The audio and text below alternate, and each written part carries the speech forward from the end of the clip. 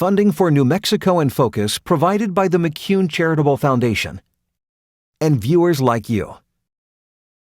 This week on New Mexico in Focus, Governor Michelle Lujan Grisham on the recreational cannabis bill she signed and on what's next. We don't need to reinvent the wheel here. What we need to do is have a meaningful program that's unique to New Mexico. Plus, we celebrated Earth Day this week. Laura Paskus has a different look at how we consider the natural world. New Mexico in Focus starts now. Thanks for joining us this week. I'm your host, Gene Grant. Despite everything happening around us, our state's new recreational cannabis law is still one of the biggest political talkers. We'll hear from two important players whom we featured on our Growing Forward podcast, Governor Michelle Lujan Grisham and former Governor Gary Johnson.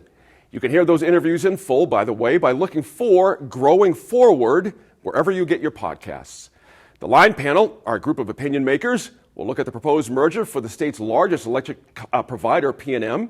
They'll analyze both the legacy and the new look for the New Mexico True Tourism brand. But we begin with the 2022 governor's race. Here's the line. Sandoval County Commissioner Jay Block is the first Republican in as the New Mexico GOP looks to unseat Governor Michelle Lujan Grisham. The conservative Air Force veteran and nuclear consultant announced his candidacy last weekend. Now that a cabinet post isn't apparently in the offing for our governor, the next election is a year and a half away. That's pretty quick. Here to look at where things stand for candidates and the parties is the Line Opinion Panel. Former state senator and Line regular Diane Snyder returns. Good to see you as always. Another Line regular UNM law professor Serge Martinez is back with us as well. Welcome to you, Serge. And founder of Vox Optima Public Relations, Merritt Allen, our good friend from the East Mountains, joins us as well. Now, Republicans are desperate to win this election. Diane, I want to start with you, but they don't hold any statewide offices currently. And it's not clear that there's a big name on the bench currently. What's a smart strategy for the GOP going forward in the next year and a half? The thing I think you hit right on the secret and of what the problem is there's no one on the bench waiting. Mm-hmm. We have a little distance back. We have I believe Kelly Fajardo is a very attractive candidate to me for the future. I'm not sure if she's quite ready to go statewide or not because she's very well known in her district, which is the Los Lunas Belen area, but I'm not sure. But there and Rebecca, I'm sorry, her name went right out of my head. But there are several legislators. Rebecca Dow. Thank you, Rebecca Dow. There are several legislators, I believe, Republican legislators that I believe have a very strong future. But I think there's been too much focus on, and this is terrible to say, but on the has-beens, on the Steve Pierces and the John Sanchez's but the thing we have to do, because we saw in the U.S. Senate race, we saw an unknown political figure, but a well-known individual in Mark Ronchetti almost do very, very well in that Senate race against a difficult and very strong opponent. So I don't think we have someone quite like that at this point. I think that Martin CD1 race, but I think we don't have a plan. Yeah. At least I haven't heard one.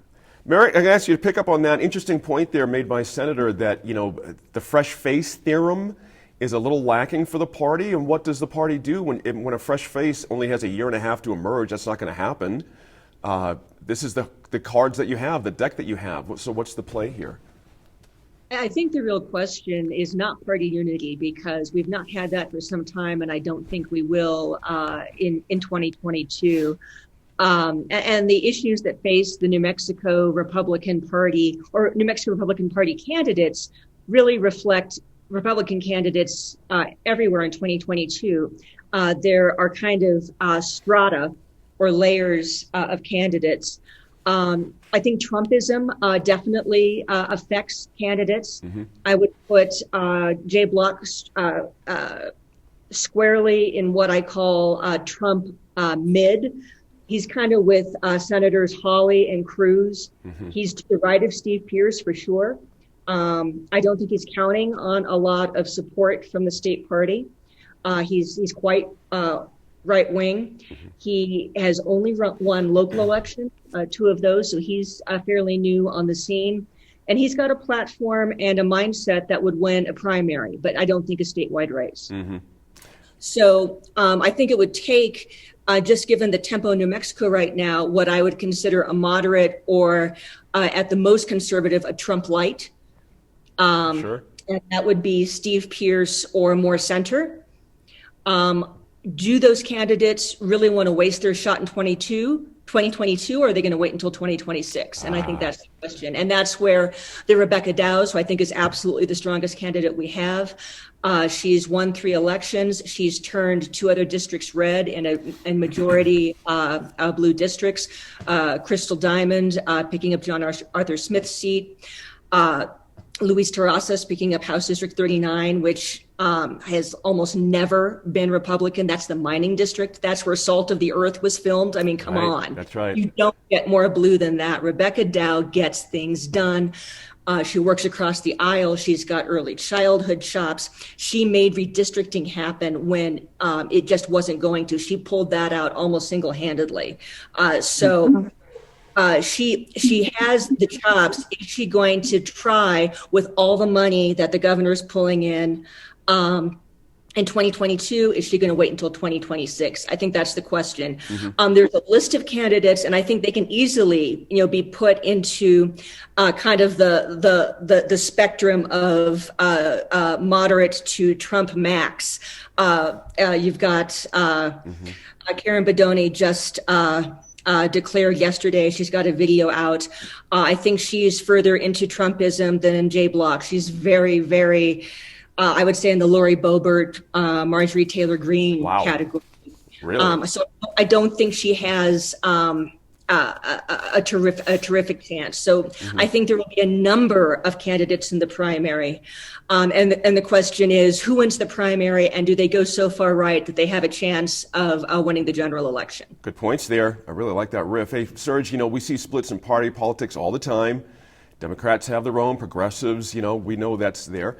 Republicans, nationally, we just heard from Merritt about the Trump factor, but here in New Mexico, there's a long been a Martinez-Pierce split, with Mr. Pierce being the more conservative, and now in lockstep with Mr. Trump, as we just heard. From an outsider's perspective, do you see this as a normal political evolution, or is there a sign of trouble here for Republicans? I think, anytime you're the party who's out of power, there's the risk of this, the circular firing squad setup that I'm seeing, that I'm hearing from Merritt talking about, folks trying to figure out who's the more Trump, who's the least Trump, and how everyone fits in that sort of vein, and taking shots at each other maybe. But I think the excuse me. The pull towards the center is the one that makes the most sense for a general election, and I can't imagine any sort of smart strategy that tries to push further away from that. But I do see, the primary poll that takes folks away from that is a real thing, and as we see more and more of that, I think I don't really know that there's a solution between what makes sense generally and what makes sense at the primary level, but I do find it to be a really fascinating phenomenon. Let me ask Senator about that. Is there a Mitt Romney light on the horizon here in New Mexico? There's someone that can attract votes from across the aisle? Because you're going to have to do that to win in this state, given voter registration numbers, et cetera, et cetera. You know what I'm saying? I think that goes back to what Merritt said, is Rebecca Dow. She has proven that she can work across the aisles and get things accomplished. I don't see it in any of the leading contenders. Winning a local county race is very important at the time for the county, but that's a big difference than trying to win a statewide race. A statewide race is hard, and I don't know whether, as was said earlier by Merritt, is whether Rebecca's willing to give up her seat now, or does she want to build up a few more chops? And I think she has the potential. I see her being governor at some point, I guess is what I'd like to say. Interesting. Merritt, we're going to finish up here. Just got a minute left. The idea that, for Republicans, raising money is another specter out there. Can money be raised for these races? Oh, absolutely. And Rebecca is brilliant at that. And, Steve Pearce is treasurer of the RNC, largely because of his fundraising capability. The question is, who does he choose to give the money to? How about our current governor, Serge? What do you think? Who took in $250,000 over roughly 6-month period, our most recent checkpoint. Is she going to stem the tide here from the Republican assault just through money alone? Is that going to be enough? I mean, I think she's definitely riding high, and I would, of all the folks that we've talked about, I don't know who would want to jump into that ring facing that opposition. I think, I think that probably would scare off a lot of people, and understandably so. Mm-hmm. Gotcha. We'll have to leave that there for now. We'll hear from the governor, though, in just a moment. This group is Talking New Mexico True when we come back. Across New Mexico, we see the impacts of many of the choices that we've made as societies, as communities. In our climate-changed world right now, we face drying rivers, dropping reservoirs, forests that are no longer forests. New Mexico will legalize recreational cannabis use at the end of June, though sales won't start until a year from now. The pair of bills that the governor signed fill a hole in the map of the western U.S. where recreational use is legal, from Colorado through Arizona, Nevada, and up the coast to Washington state. Our Growing Forward podcast team has been following the debate and now the implementation. They've spoken to key figures in the decades-long effort. On an upcoming episode of Growing Forward, they talked to Governor Michelle Lujan Grisham. Here's a bit of that conversation. Governor Lujan Grisham, you signed the Cannabis Regulation Act earlier this month. It goes into effect on June 29th. How hands-on do you plan to be in the implementation of the Cannabis Regulation Act? Excellent question. I've been pretty hands-on, given that I was part of the early negotiations in laying out a framework and making sure that public safety, underage, making sure that we protected the medical cannabis program and market, that the kinds of things that New Mexicans expect us to get right, that we got right, and was really clear. I won't sign just any legalization bill. And the last part of that is got to have the strong social justice components. I did, however, as you know, step back until the very end of the legislative session, because this is an area that the country's worked to get right and that this state was a leader in terms of having the courage to say this needs to be a bona fide industry. And we have mentioned before the leadership and work of former Governor Gary Johnson, who really leaned into this before any policymaker had the courage to do that anywhere in the country. And I got involved again at the end of the session. I want the regulators to do their job as objective, independent regulators. I want them to do that with the engagement, direction, and support of the stakeholders who will be part of that committee that we have to establish by September. My job is going to be to make sure that they stay on task, on track, that if there are problems that we didn't identify early on that are raised as a result, that I find vehicles to solve those problems and to make sure that we just keep this moving so that we're ready by April in the ways we've committed to being ready. So I think it's going to depend on my level of involvement based on that effort, but I have a great deal of faith in regulation and licensing and Superintendent Trujillo and the interest so far in the number of folks who want to participate in that committee work. And that is April 2022, of course. When, correct. Not yes. Right now. Yeah.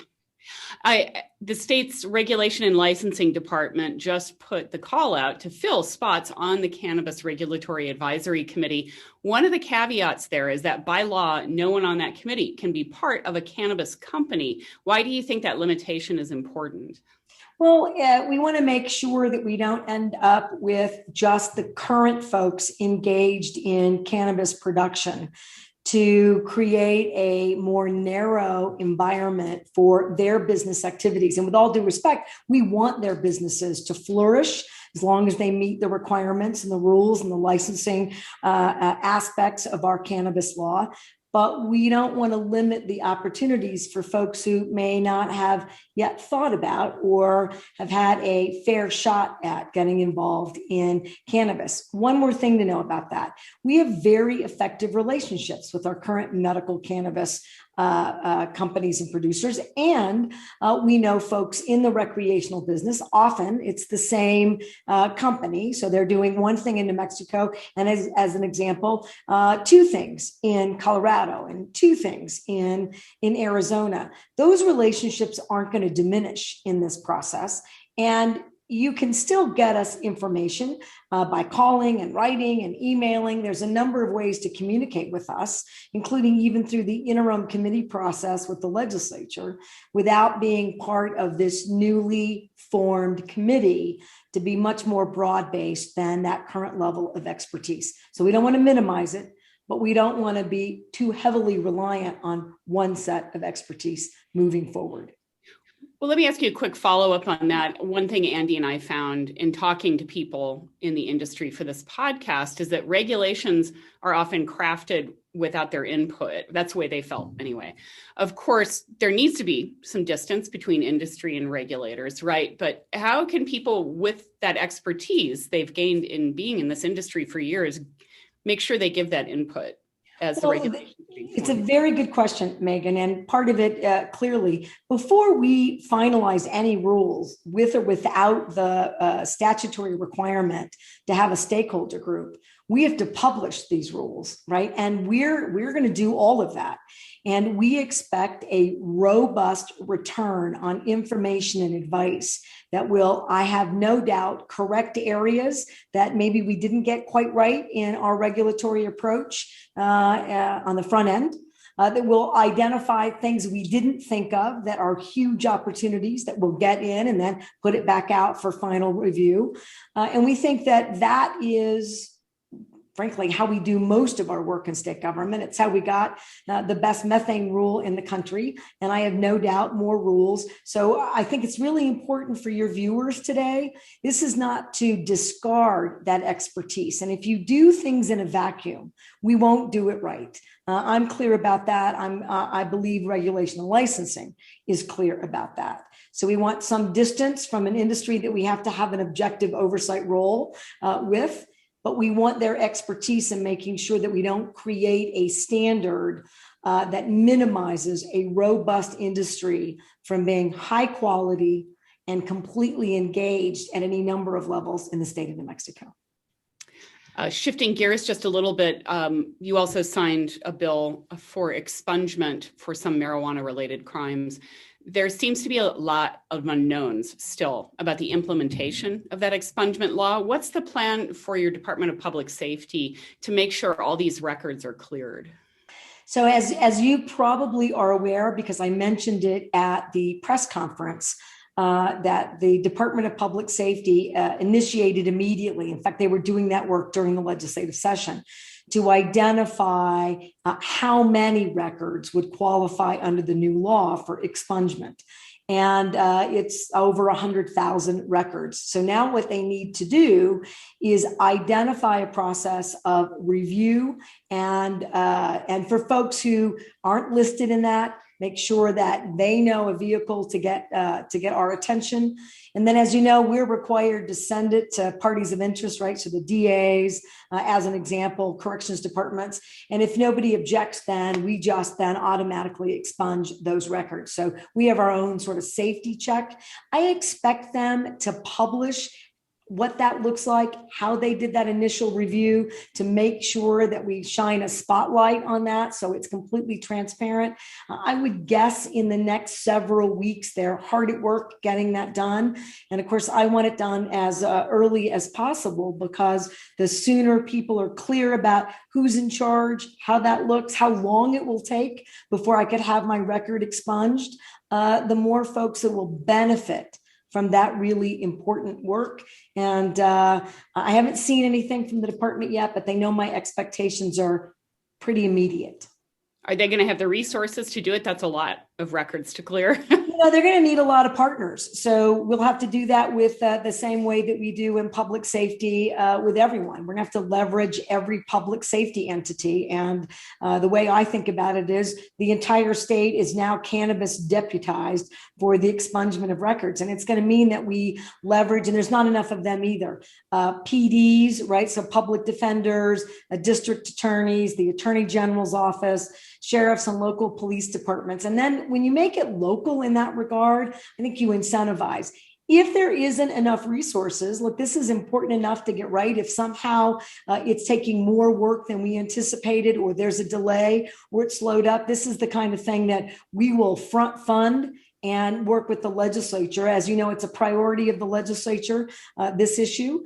And so I have no doubt that if we have a resource issue in terms of hiring more folks to help us, that we can get that done. And I have other folks in state government. And as we're ending the pandemic, in the intensity that it initially was, right? 4,000 cases a day to, I hope it gets to that 150 level, 120 level and stays there. But anything that's at that 2 or 3% positivity rate, I now have some luxury to move state resources to do the administrative components and to support the Department of Public Safety. This is a priority. It's important to us to get this done quickly, efficiently, and effectively. After the Cannabis Regulation Act goes into effect, the Department of Health's role in medical cannabis will be limited to just patient registry. And I'm not sure how many people would have guessed almost 15 years ago how much the medical cannabis program would grow. With what we know now, and given your experience leading the Department of Health, looking back at this, should RLD, or regulation and licensing, have had a role in this earlier? It's 2020 hindsight usually gives you that exact look back, so you can say, this is how I would have done it. I don't know. I think timing is everything. And given that this is definitely a patient access issue, and that medical cannabis now we know has a significant role in substance abuse and addiction support, as well as other behavioral health, not only risks, but diagnoses. That is part of a larger behavioral health and public health initiative. And I still see incredible connections here, even though I agree that regulating it under one umbrella so that you don't have such different aspects. I still have this complaint about government. Still, the federal government has 3 different sets of rules for the way in which they fund public health initiatives in children, youth, and families, human services, and the Department of Health. You look at all the different departments, which is why we have a children's cabinet that are working on children's issues or family issues, and they all do it a little bit differently because you do follow the framework of whatever your grant or statutory state statute or federal investment structure is. And it makes it arduous, expensive, confusing, and we want government to be streamlined and easy. So in that regard, I'm very happy about the direction that we're going. I don't know that we would have needed to change it until now, because without the bona fide side of the industry, it's even with 50,000 plus patients, that I don't think we saw. That we would see such a broad impact and aspect to use medical cannabis support for patients. Maybe we should have looked at that a decade ago and made some shifts. But no, I think I would have moved along pretty much in the same direction we have. This is Gary Johnson's I told you so moment. The former governor took it on the chin from across the spectrum politically when, as a Republican, he announced favoring legalizing cannabis. Now, as Governor Johnson has proved in the past 2 decades since, it wasn't just a play for attention. In this excerpt, and again, search Growing Forward wherever you get your podcast, the former governor explains that his reasoning goes beyond making money through taxes to saving money and restoring justice to drug convictions that disproportionately affect people of color. Can you tell us what made you at that time kind of come out publicly to advocate for legalization, and what you hoped the legislature might do with that message? Well, the recognition that at that time half, and not that it's changed that much, but half of what we spend on law enforcement, the courts, and the prisons is drug related, and what are we getting for that? And the recognition that these laws are terribly discriminatory. And then the notion that I believe that, and this is what I said in 1999, that I believe legalizing marijuana will lead to less overall substance abuse, because people are going to find marijuana as such a safer alternative. So it was kind of a long shot, I think, at the time, but was there any part of you that hoped that maybe you could get some Republican support, maybe even Democratic support at that time in the legislature to say, hey, maybe we should take a look at this? No, Andy, there was absolutely no, I mean, everybody was throwing stones, everybody, Democrats, Republicans. There was, there was talk of impeachment. You're going to get impeached for voicing an opinion on a topic that you are an elected official, and aren't you supposed to get into office and do the things that you find out that need doing and do them? So no, there was no chance whatsoever that this was going to go anywhere at the time. And I wasn't naive at the time, and but at the time, I did say that marijuana will be legalized. There's no question about it. The question is, how long will it take? You've previously said that you were an occasional consumer of cannabis. Is that still the case? Oh, yeah. Yeah. And also my whole life is health and wellness. That's what my whole life is about. I haven't had a drink in 34 years. But I do find marijuana as a much safer alternative. And for me, marijuana is health and wellness. I think one of the offshoots of legalizing marijuana in a state where it hasn't been legal is I think a lot of people comply with the law and have never used marijuana because it's been illegal. I think one of the big surprises is going to be, because it's legal, people are going to try it for the first time. And I think the takeaway is going to be, what have we done to this point? Because this is pleasant. This is a good thing. This isn't a bad thing.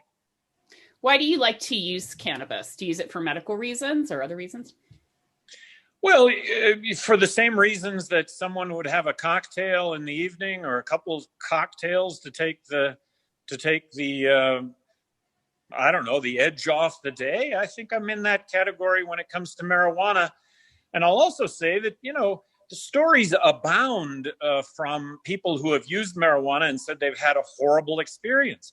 How much of that had to do with the fact that it was illegal and that you had to buy it through the black market? I think a lot of those stories come from back to the fact that it was criminal, and because of that, people didn't use it, and that's going to change.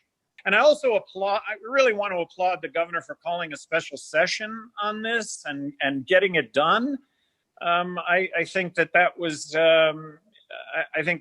terrific. I applaud the fact that it's going to be a really cheap license to produce or actually sell.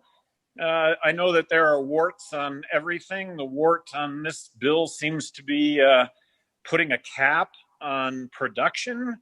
That's, but hey, this can be remedied. This can be amended in the future to take care of that issue. It's interesting you brought up that you praised the current governor for doing that.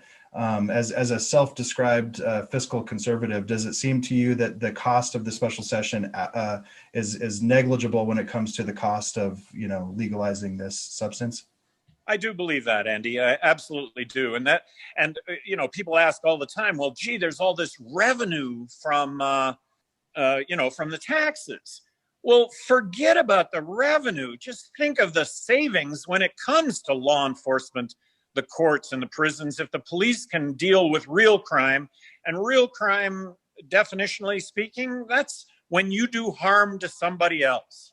If you're doing arguably just harm to yourself by using marijuana, who cares? Who really cares?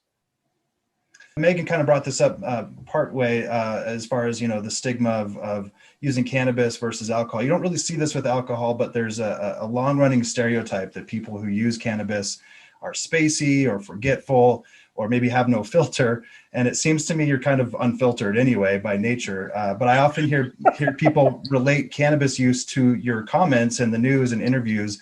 Does it ever bother you that when these interview clips come out, people say, oh, he's just smoked too much weed?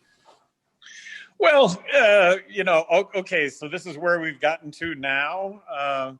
Look, I don't want to be a hypocrite, and I never have been a hypocrite. When I ran for governor the first time and I admitted marijuana use, there were so many that wanted to know if I'd been in drug rehab and was I remorseful for my marijuana use? Come on. At the time, I said, look, I'm one of 100 million Americans who've tried marijuana or used it, tens of millions that use it on a regular basis. You can criticize me for using it, but am I criminal? No. And then that's back to the discriminatory nature of the law to begin with. You know what? I'm caught with marijuana as a teenager growing up. I'm white. I got a job. I'm going to school. I live in Albuquerque. Good chance, just drive on down the road and don't do it again, as opposed to someone black or of color, Hispanic, pulled over. The car smells of weed. Okay, we're going to put this guy through the ringer. And they do. And I don't want to fault law enforcement in any of this either. These are laws that needed to be changed. And of course, that is the law that we changed. I was talking to a congressional candidate this cycle, and she said that she'd been in law enforcement her entire life. Look, you're not running for law. You're not running for sheriff here. You're running for Congress, and you're going to be put in a position to change laws that shouldn't exist, not to enforce laws that are in fact discriminatory and don't do any good whatsoever, do more harm than good. Since we've been talking about in two governors, let me pose this question to our line panel. Is the New Mexico True Tourism Campaign the signature achievement of the Susana Martinez administration? Serge, it's you first. It's certainly been successful. I'd love to hear your thoughts. Yeah, I mean, I'm a big fan. I like it. I declared myself to be New Mexico True a couple years ago, and I changed my phone number to a 505 area code, and that resonated with the folks around here. I really like it. I think it has been really successful to sort of highlight what makes this place unique and so special. I think that it's hard to know exactly what it means, I suppose, sometimes. But I think for me, like I said, with the knowledge that I have of New Mexico, it resonates with me. I like it a lot. Hey, Merritt, Serge makes an interesting point. I've heard a lot of folks adopt the New Mexico True statement. It means something to some people since 2012. Is this the right time to get rid of it? Absolutely not. I mean, it's part of common slang. Right. New Mexicans use it to make a reference to something that's only so New Mexico. You'd have to say NM True. I saw a Facebook post. One of the candidates for the New Mexico Democratic State Party chair put a vanity plate on her truck that is True Blue. See? That's when you know in PR world, when things start spreading on their own and start being adopted and used in other ways. The brand has gone viral, and it works. And I think if you're going to spend money to reignite tourism in New Mexico, opening more sites, being more reasonable about outdoor activities and restrictions, that's what needs to be done. Being more clear. Yesterday's announcement about green, yellow, red, that didn't help. We were told that wasn't going to happen. I'm going to pause while my dog shuts up. That's right, because I got a beautiful question for our senator. The reason this is on our radar is Governor Martinez's successor, Governor Lujan Grisham, of course, is going to give it a refresh. The stated goal is to modernize the logo, roll out some new stories. The first one, though, I have to say, landed with a bit of a thud, with quotes and clips from Georgia O'Keeffe like it being, quote, my land, end quote, and wanting to keep it to herself. The Artists Museum said those words, I'm going to read that in a bit, it sent the wrong message.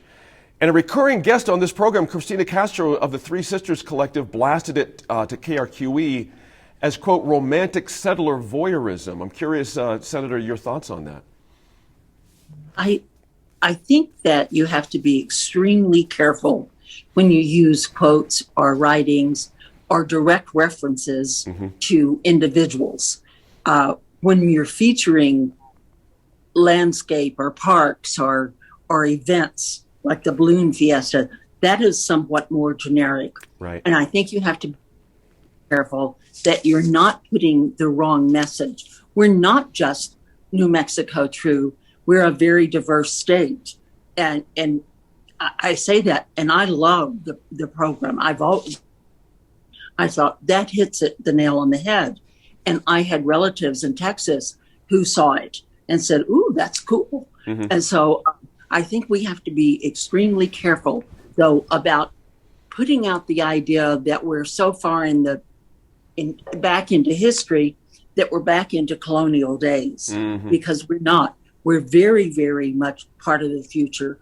And I think that's the message we need to be sending. I think, Senator, you just hit on something there. At some point, we have to start casting our eyes forward instead of backwards if we want to attract, forward-leaning people. Serge, let me read you the quote from the Georgia O'Keeffe Museum. I'm still blown away by this.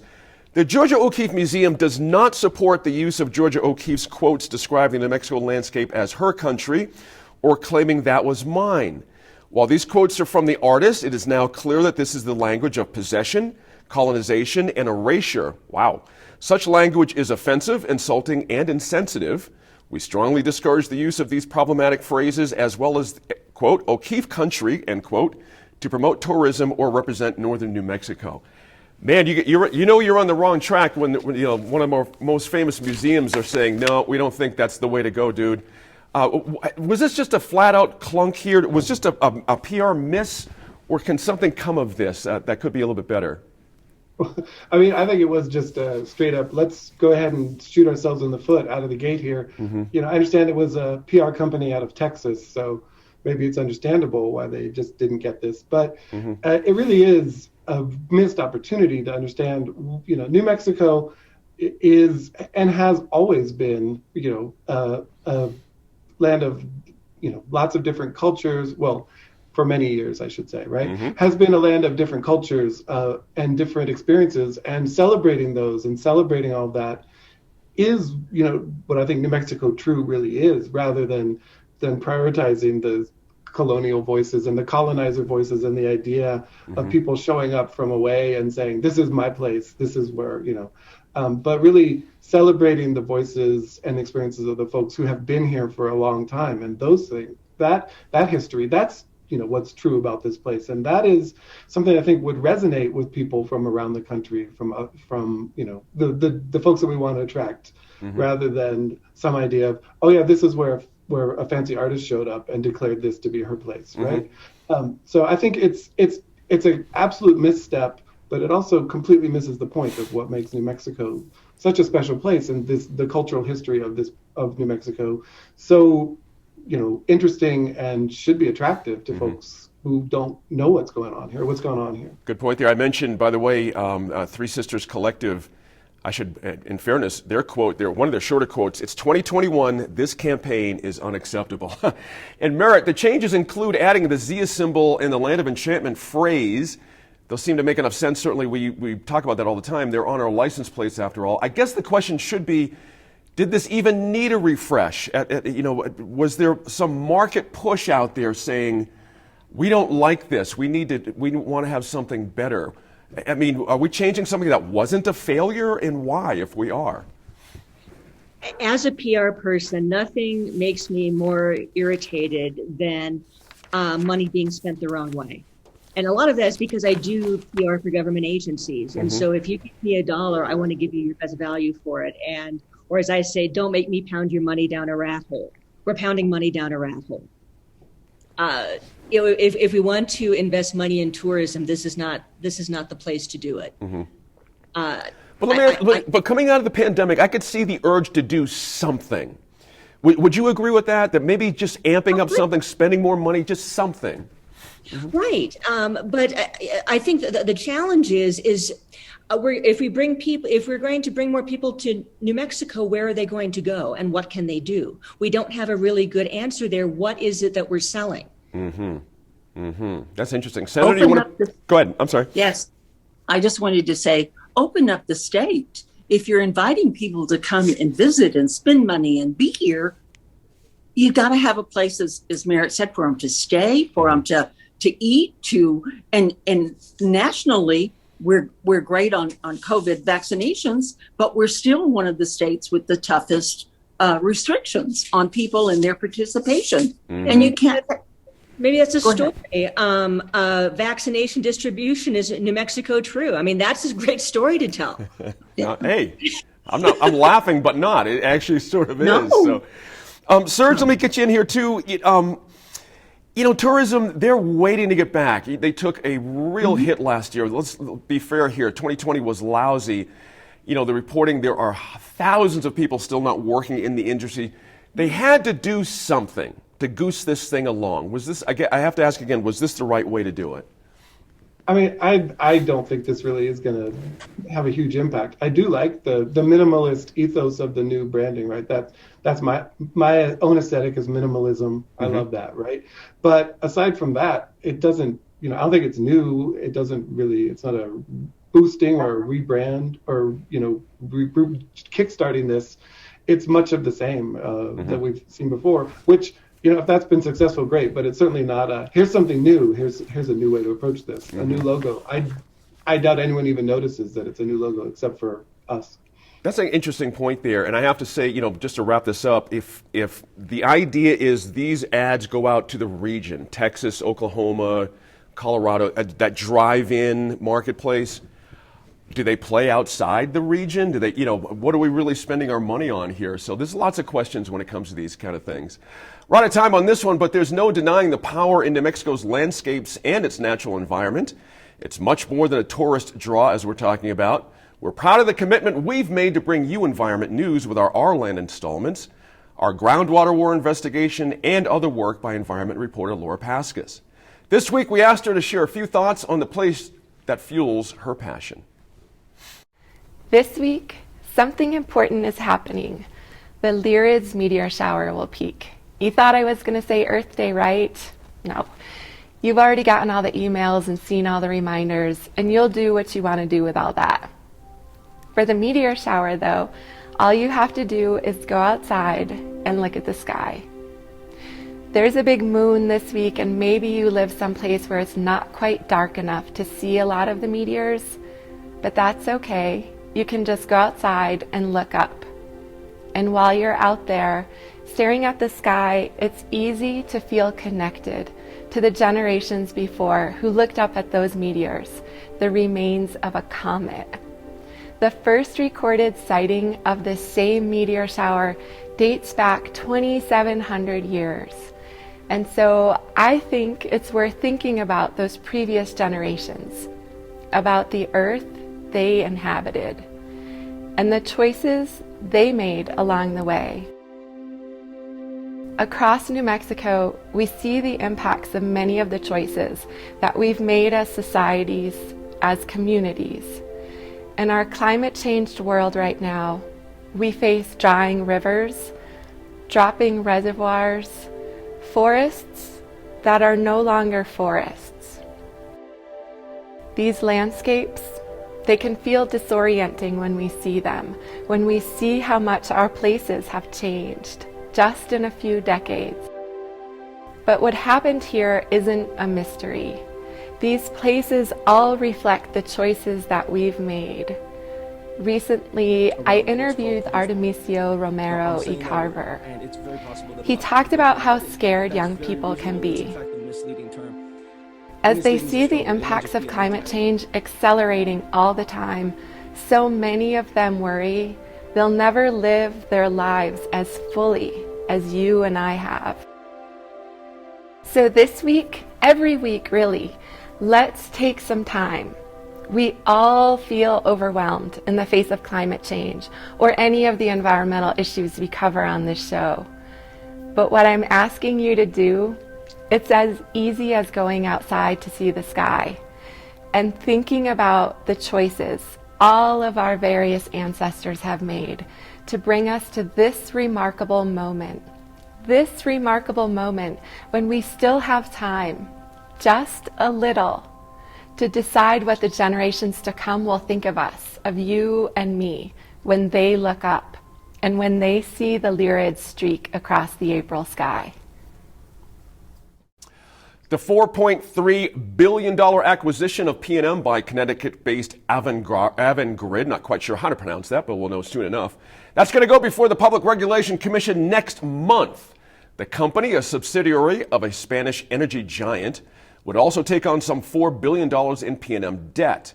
This week, the two companies filed an amended agreement to provide more credits to PNM ratepayers over a 3-year period. We're going to touch on that in a second, as well as to boost investment in some economic development programs.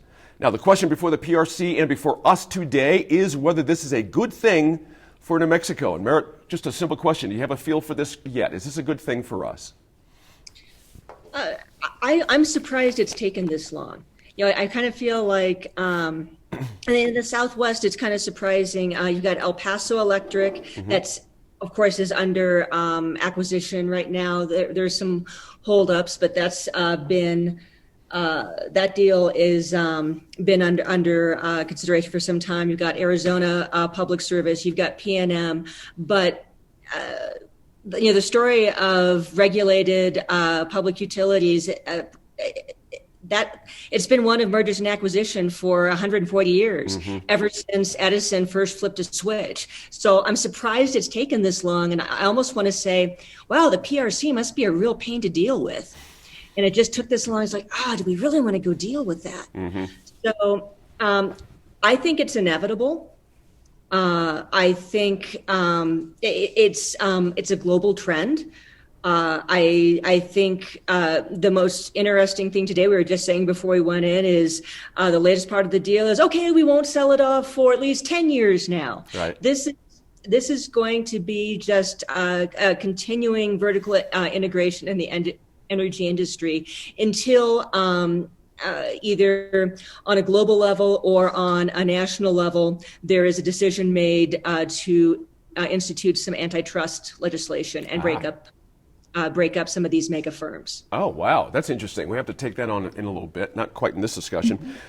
Serge, interesting, in public testimony, the merger, both Bernalillo County and the Attorney General's office poked at the estimate that the merger will add 100 jobs, as the company has claimed. The county's consultant said it looked pulled out of thin air. Does this sort of thing get enough scrutiny? I mean, they came back and sort of added to the jobs thing, but it's still, I think I agree with the commissioners, it did feel a little pulled out of thin air there.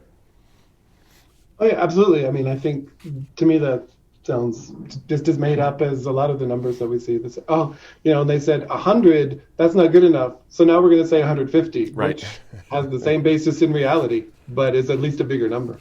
So yeah, I think that those numbers, who obviously it's reading tea leaves to try to figure out how real or not real that is. And I don't know what to make of that other than it's just corporate talk. Well, what do you make of the fact that a lot of the heartburn is how much the shareholders are going to make out of this deal? That's probably a bigger issue than it's a side issue to the ratepayers. What's your sense of how the score is coming for shareholders? No, absolutely. I think that's where the action is, if that's the right word, in my sort of assessment of this, right? I mean, I think the Avangrid, I'm with you, I don't quite know how to pronounce it, is, they're paying, 20% over the actual value of PNM for the very purpose of buying a captive audience and reaping the guaranteed returns of that. So that amount of money, that 20%, that premium, it's a real question. Who should that go to? But for me, the answer is not the shareholders, but rather the ratepayers, the people who are the source of that premium, the source of that value that Avangrid sees in this company. So, the investors, the shareholders, they're going to get paid, for the money that they put in, but the extra, that 20%, that value, that's created by the regulatory framework from the state of New Mexico, and the people are paying the rates. And much, much more of this should be allocated to that than what I'm hearing. Interesting point there, Senator. Good quote here from from Attorney General Hector Balderas. He said, quote, "I strongly support the transition of the state's largest utility to Avangrid, a leader in clean energy, but I remain concerned that the deal results in overwhelming profit for PNM." Is this where the shape of the fight is sort of stemming? I mean, there's going to be some big dough in the pockets of some folks here, while the ratepayers are saying, well, I get 50 cents off my bill for the next 3 years. Not quite a great trade for me.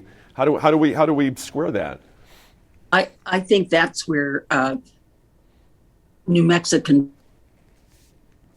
the people like the Attorney General and those in the know and the ratepayer groups, where Joe Citizen is going to get what off my bill, and it's going to come off my bill. That both Merritt was the 10-year before they sell off. I would make the commitment that they would not seek a rate increase for 5 to 10 years, rather than, we won't sell the company, because ultimately, after the original negotiations are done, the rest of us just pay our electric bill. And I'm much more concerned about how they're going to go about doing it. I will say a couple of things that they put in that I think are incredibly important, and that's hardware and expanding services out to more rural, particularly on indigenous lands. Sure. There's also a big chunk of money going up into San Juan County in the Four Corners area on indigenous lands. And our audience will know and recall, close the coal mine. And so jobs, they need some effort put into it. And so I think that's a very good piece. But there again, I'm just going, okay, that's great. I got $1.38, I think it is, a month for 3 years. But tell me when you're going to raise my rates again. And I think if I see a company make that kind of commitment, and I know things change, there are, like the pandemic, there are things that happen that we have no control over. But that would show certainly a lot more good faith for me.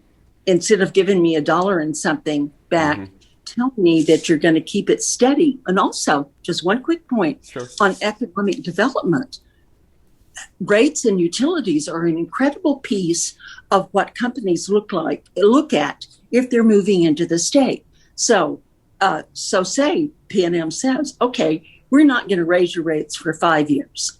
Then that might be, they may do it only to residential, but if we did it in the commercial areas as well, then that gives us another piece in our pocket of what we're offering as incentives to other companies to relocate. I hear you.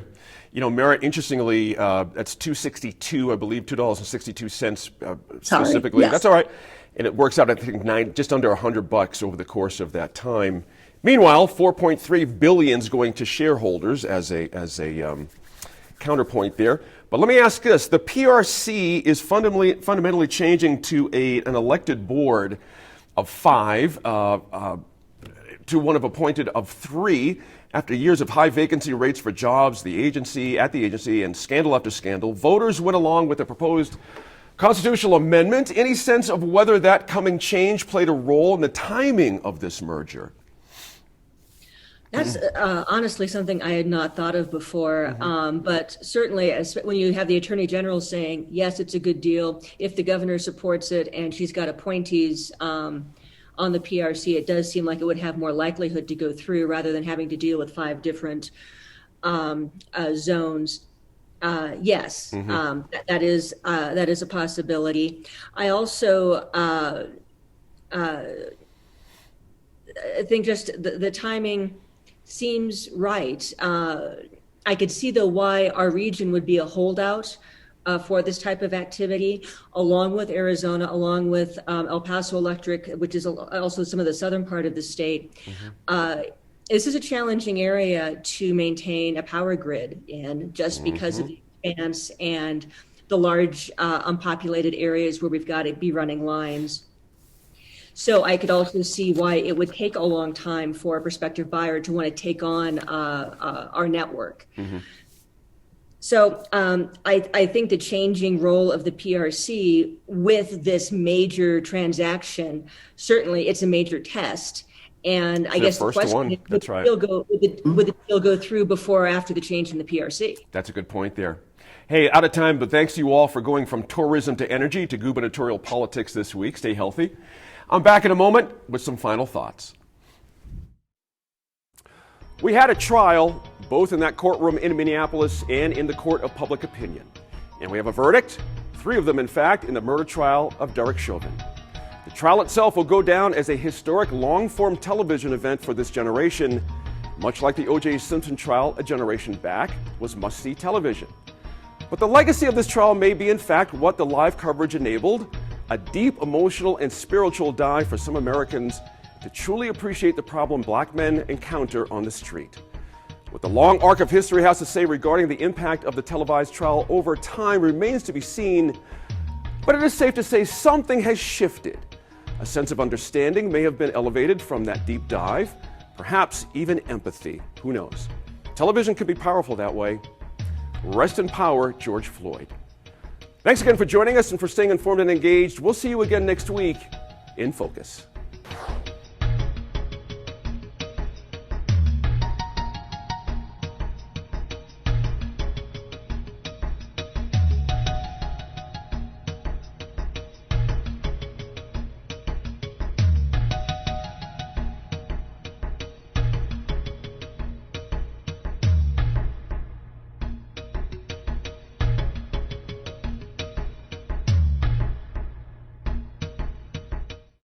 Funding for New Mexico in Focus provided by the McCune Charitable Foundation and viewers like you.